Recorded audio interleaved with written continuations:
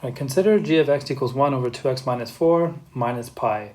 Part A, list the individual transformations applied to f of x equals 1 over x to obtain g of x.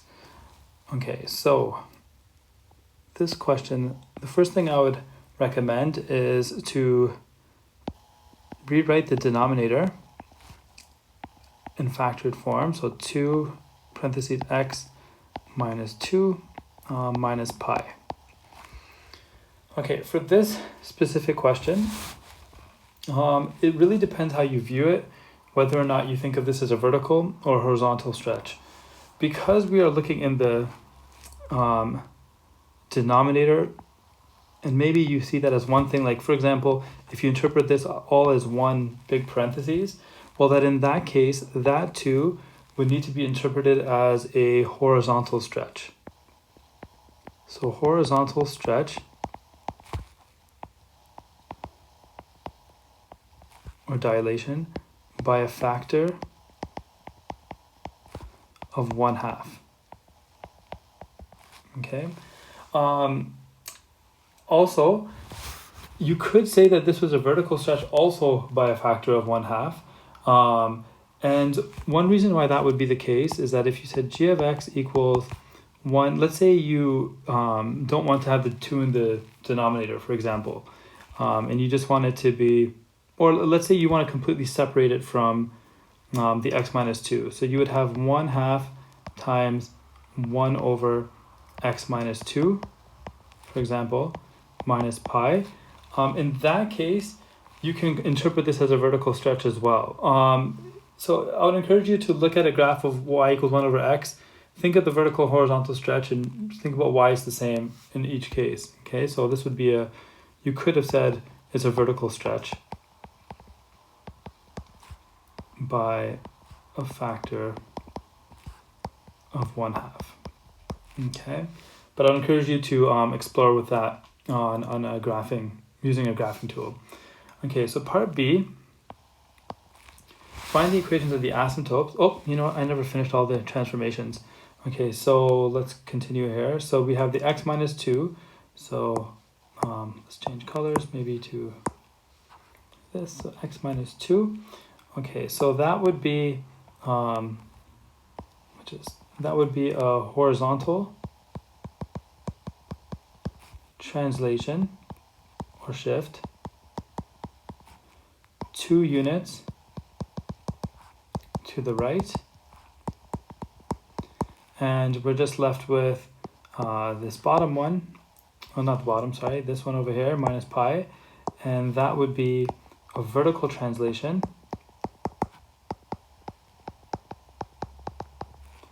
pi units down. Okay, and that's that. Okay, so part B, find the equations of the asymptotes.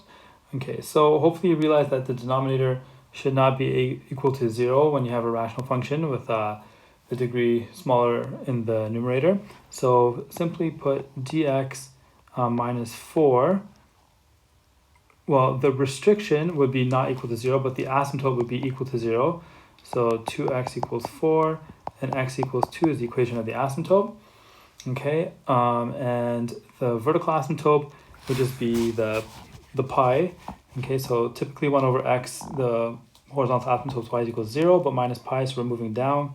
So it's y equals negative pi. Okay, to sketch this graph, one thing that's quite common is to represent the asymptotes with a dotted line. So there's the equation of x equals 2. Okay, and y equals negative pi is, let's say, somewhere down here. Y equals negative pi. Okay, and you can, well, if you had a graphing calculator, this can help you out. If not, you can find the equation. You can find the points of the any intercepts by hand as well. So actually, I'll show that down here. So g of x 1 over 2x minus 4. Let me just write it down here.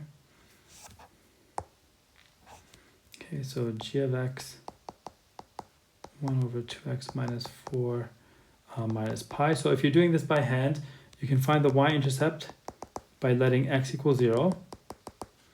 So g of 0 equals 1 over 2 times 0 minus 4, which is negative 4 minus pi.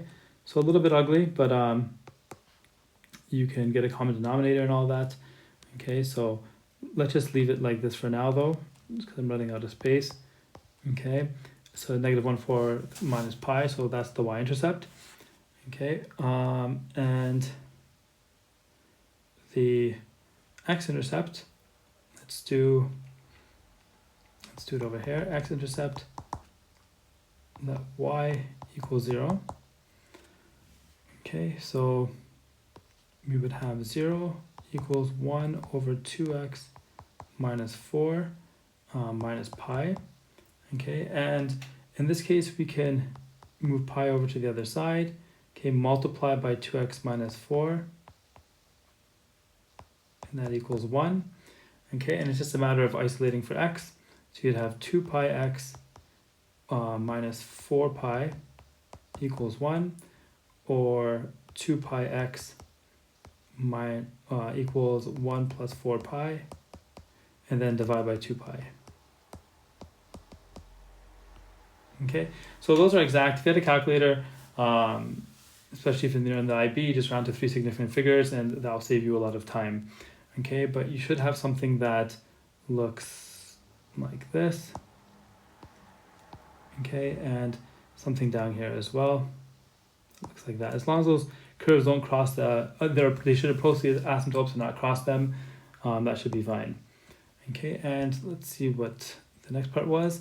Find its inverse. Okay, so let's see. We'll do it over here. So the original was y equals 1 over 2x minus 4 minus pi. Okay, so if you want to find the inverse, then we can simply begin by switching x and y. Okay, 1 minus 2y minus 4 minus pi. And now it's just a matter of isolating for the y. Okay, so x plus pi equals 1, 2y minus 4. You could multiply both sides right now by 2y minus 4 equals 1. Okay, you could expand and you could do the distributive property, multiply each term to each term, but we can also just do 2y minus 4 equals 1 over x plus pi. Okay, by dividing both sides by x plus pi, then 2y equals 1 over x plus pi plus 4. Okay, and then divide both sides by 2, or multiply everything by 1/2. So we would have 1 over 2x plus 2 over pi. So I'm multiplying everything by 1/2 right now, and that's plus 2. Okay, so that would work as well. We can get a common denominator and join that, but that would work. And we should leave the final answer in function notation. So let's just do this, 2x plus 2 pi plus 2.